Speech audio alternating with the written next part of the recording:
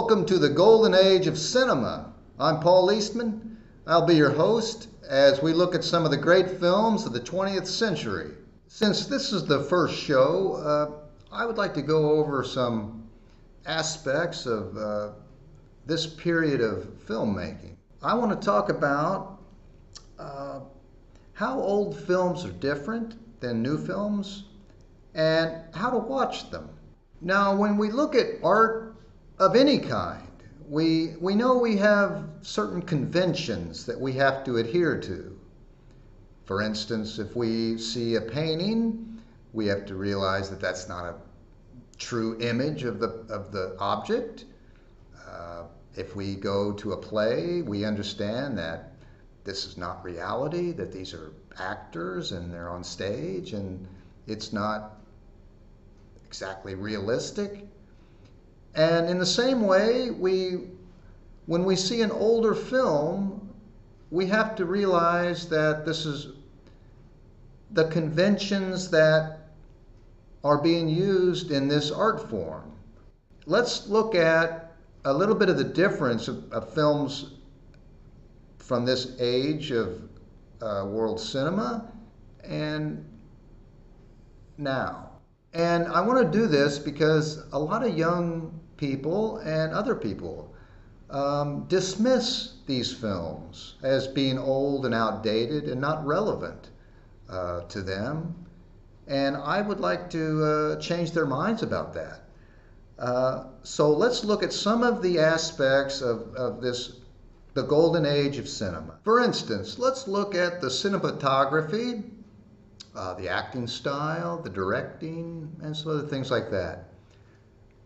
Now, first of all, what most people will notice when they see an old movie is that it's in black and white.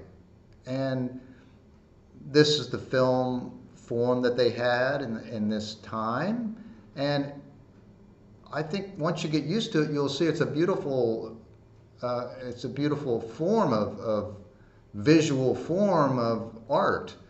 And now the black and white cinematography, a little history on that. In the silent era, the film stock was made of nitrate, and that gave it's been written about, that these silent films in that era were dramatically, the contrast in the film stock was amazing.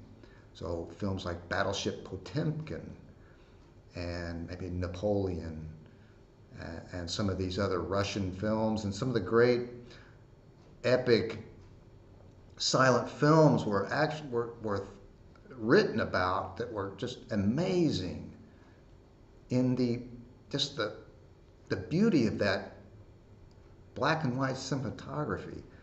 That is just different. It's the art of film, and it's the actors. The actors love black and white because people look beautiful in black and white films, and it's a nice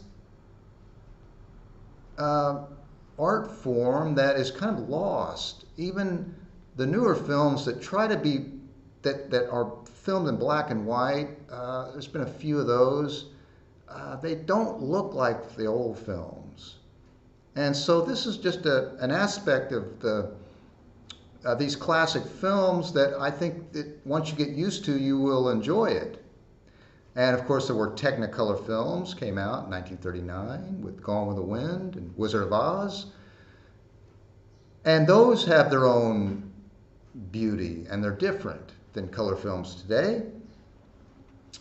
So that's one thing that is different, and it's just a matter of getting used to, and then you will enjoy it, I believe. Now the next thing is the acting. So back then, the acting style was more presentational. And it might be seen as kind of overacting, or it might be seen as kind of theatrical. But this is the style of acting in this period, and I think that it is enjoyable. Now it started to change with Montgomery Clift and Marlon Brando. It became much more subtle and internalized, it seemed. And it was called the method style. But again, uh, it's more theatrical in a play. Even today, if you go see a play, that people will be speaking louder than normal, and it's not total realism. And so that's the kind of style that you have that I think is entertaining. And it may even be seen as overacting. But it is all part of a convention of the old classic films that once you accept it, I think that you will appreciate it. Now, the other main thing to look at is the directing. And the directing of these old films is very tight and usually very fast moving. And the directing is different than new films. They don't use shaky camera or anything like that. You're not supposed to be aware of the camera as it is in many of the films today.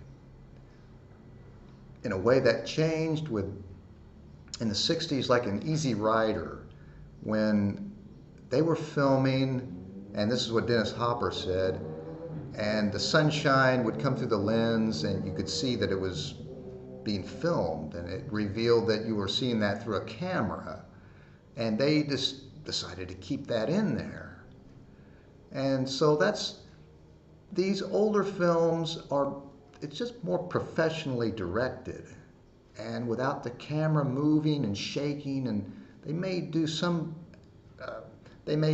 techniques, but not like some of the films today seem to be kind of sloppily directed, in my opinion. So, and I think that these films, a lot of them move very fast, more so than new films. So you just have to give them a chance. And another thing about these films is most of them are written kind of as a screenplay. Now a screenplay has moments of crescendos, 3 acts, and there are moments, and they build up. And Martin Scorsese said that a great film will have maybe 2 or 3 moments, and that's a lot of the way the old films were. You have to have patience with them, and these moments are unforgettable. And as maybe new films are trying to create too many crescendos. It's just overpowering your senses. And so I think that if you realize that, and just have patience and let the film sink in and follow along, and the payoff is amazing. These are just moments that are unforgettable. And also you have to realize that I think that it's interesting to see these films, and when they were filmed, it reveals something about the culture and the society that they were made in, and this in itself becomes interesting. So these are conventions that you must understand and accept and not resist when you go into these older films, these classic films. And many of them are like novels that have come to life. And the age, I think a lot of these, as they age, they actually are getting better. And their incredible experience of literature and motion pictures and bringing novels to a new medium. And anyway, those are just some things to think about when you watch these films. Now, another thing I'd like to talk about is, what are films about? Why do we love them so much? Well, I think that because they're about, most of them are about the human experience and about human relationships and the human condition. And they reveal our wants, our desires, our needs, the barriers we face in our own lives, and they take us to places that we've never been or places that we might not ever want to go. And we get to experience this with these people on a very intimate level. And I think these older films, they reveal that. And an interesting aspect of them that I've noticed in the last year, I've been watching a lot of them in the last year, is that how little that people have changed, really. Our society and our culture has changed so much, yet we haven't changed that much. Our basic structure of the way we are. And that's why these films,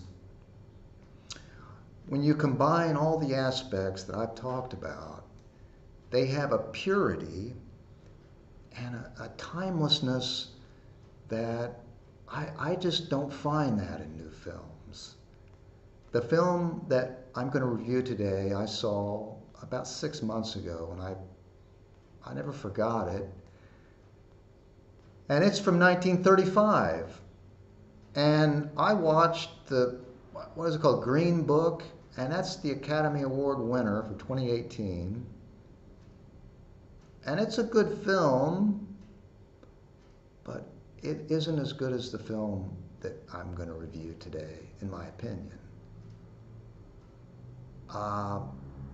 So that's a little bit about the classic age of cinema and the things to keep in mind. And I imagine that most viewers, if you're an old movie fan, that you know all this.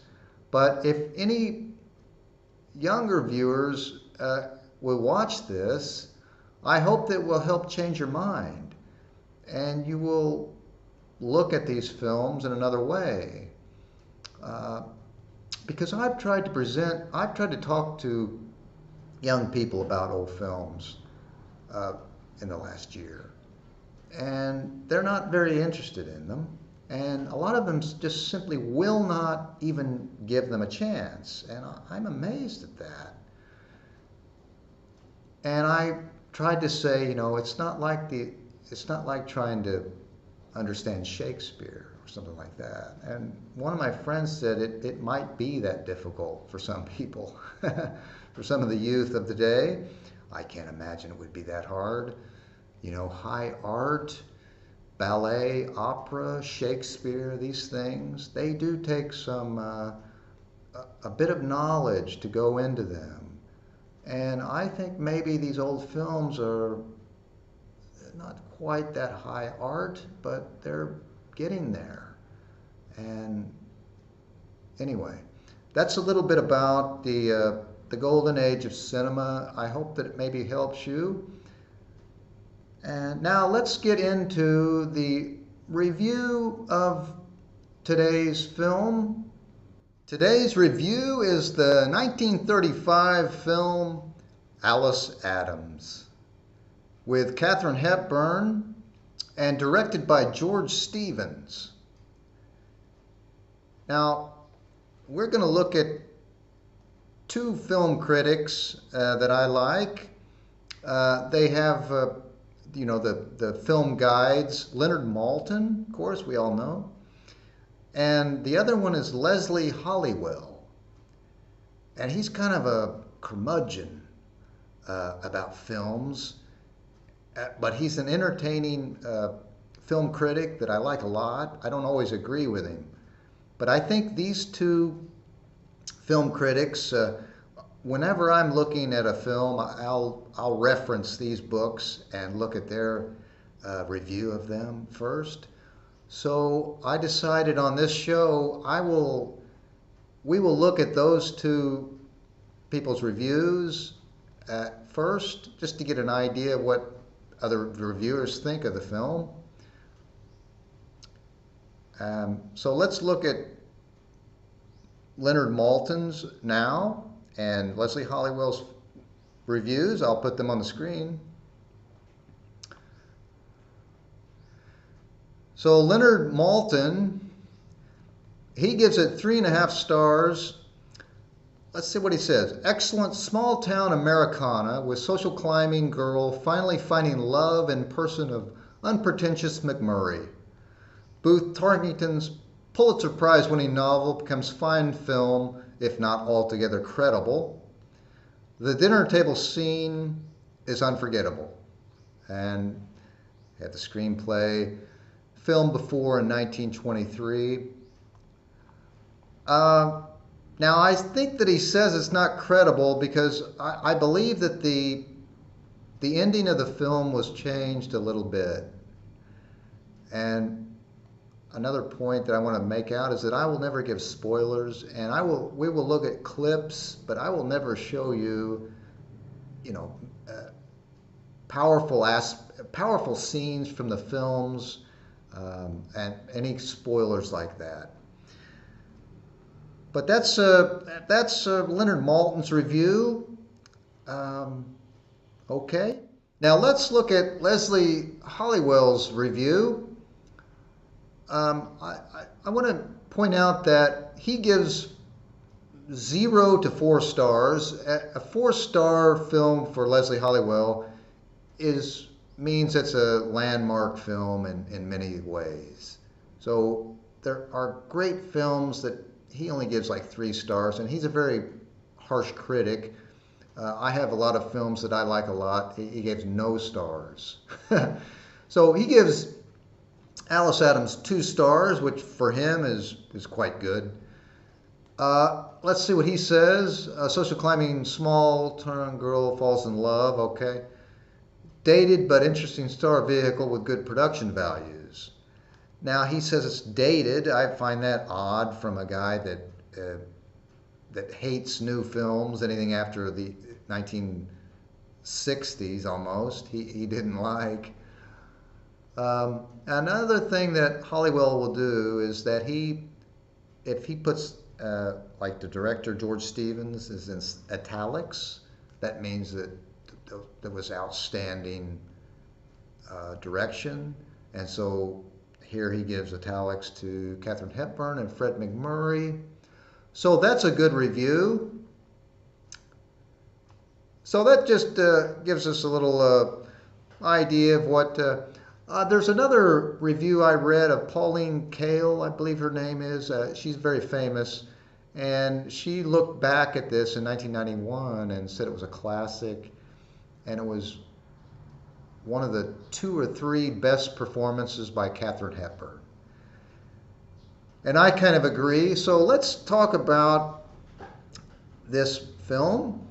Now, it's a 1923 remake, and it was King Vidor, I believe is the famous director, directed it as a silent version. I find that interesting. Now, this is a 95 minutes film from RKO. It debuted August 15th, 1935. And it's based on a 1921 novel by Booth Tarkington, and it won the Pulitzer Prize. And this is pure Americana. This is set in a small town in Indiana. And I'm from Indiana, a small town. And it's set in the early 1900s, it says. But about the film, interesting, okay, Katharine Hepburn. Now, the American Film Institute, 1999, voted her as the greatest female star of the classic Hollywood cinema, #1. And so she is a great actress, as we all know, and had a long career of ups and downs. And apparently, this film, she had lost some star status after a couple of good films in 1933. So this is kind of a comeback for her, of her many comebacks, I imagine. So that's a little bit about the film.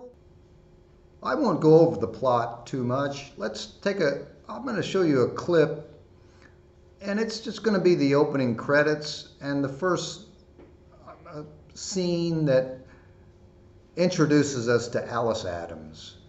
And I think that will be enough.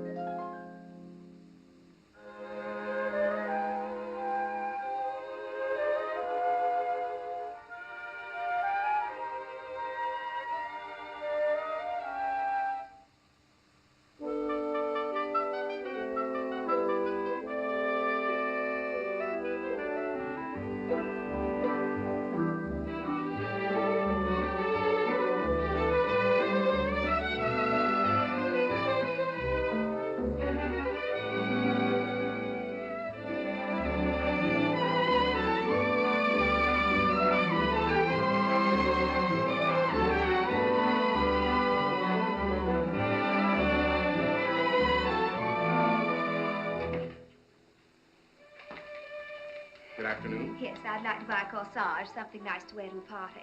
Yes. Oh, that's the Palmer party, I suppose. Well, we've just had so many calls today that there isn't a great deal left except a couple of nice orchids. They're $5 a piece.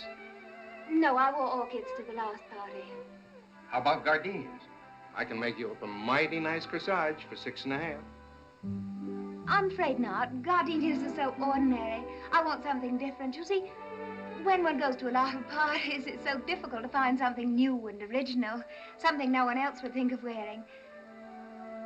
Those violets are lovely. Yeah, they're $2 a bunch. Of course, they're the first of the season. Not really.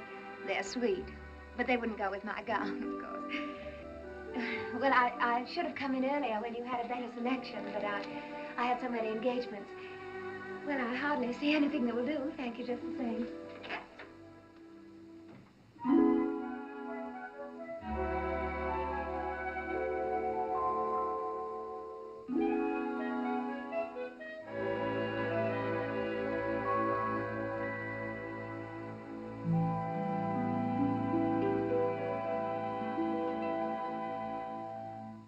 But it's about a young girl that is trying to attract a husband, maybe from the upper class. So it's a class system, a class, social class drama, really, and ambition and success. And it's about a young woman who wants more out of life, and she wants to break out of the little world she's in, and she's in this family that there are the subplots about the father and her brother, and they kind of don't have ambition like she does. But she wants to be a part of the world, really. She wants to break out of her social class. And this is a universal theme that I think we can all relate to.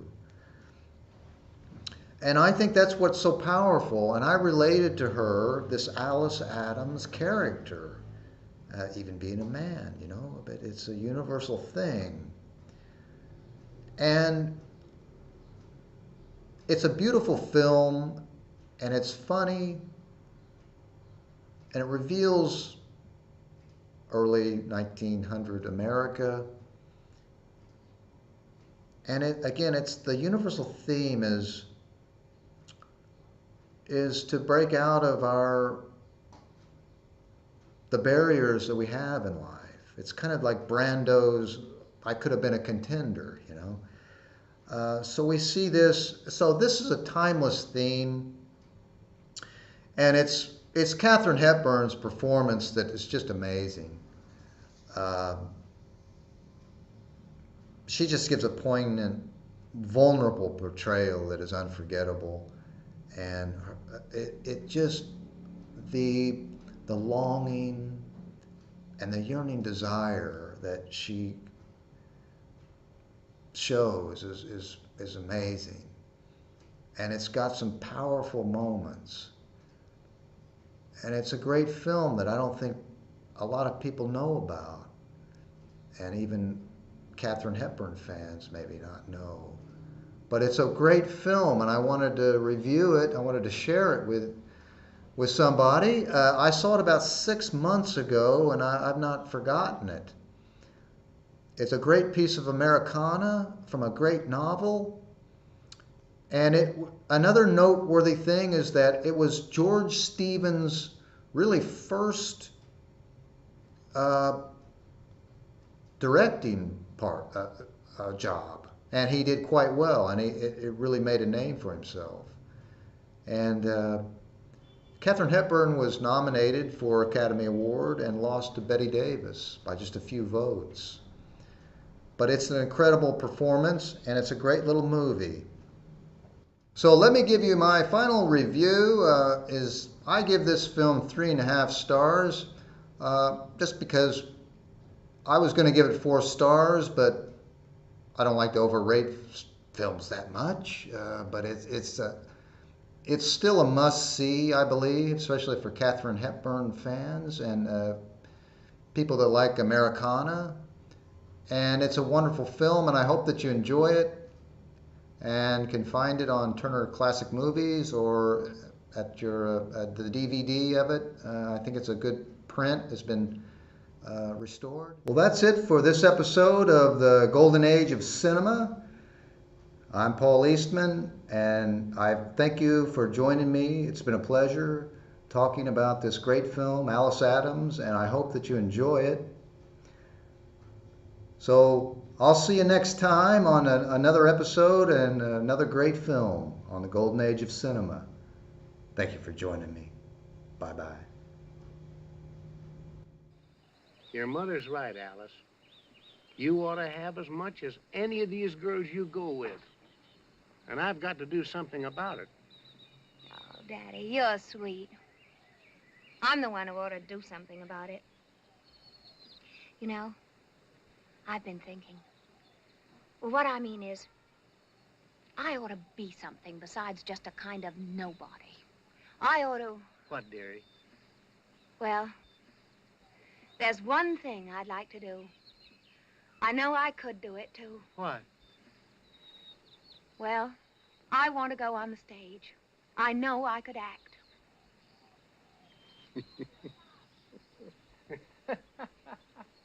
What's the matter? I was just reminded of your Aunt Florrie and your mother when they were young. They always used to spat about which one would make the best actress. Sometimes I'd have to go out in the hall to laugh. Yeah, well, maybe you were wrong. If they both felt that way, why doesn't that prove that there is talent in the family? I've always thought there was. No, dearie.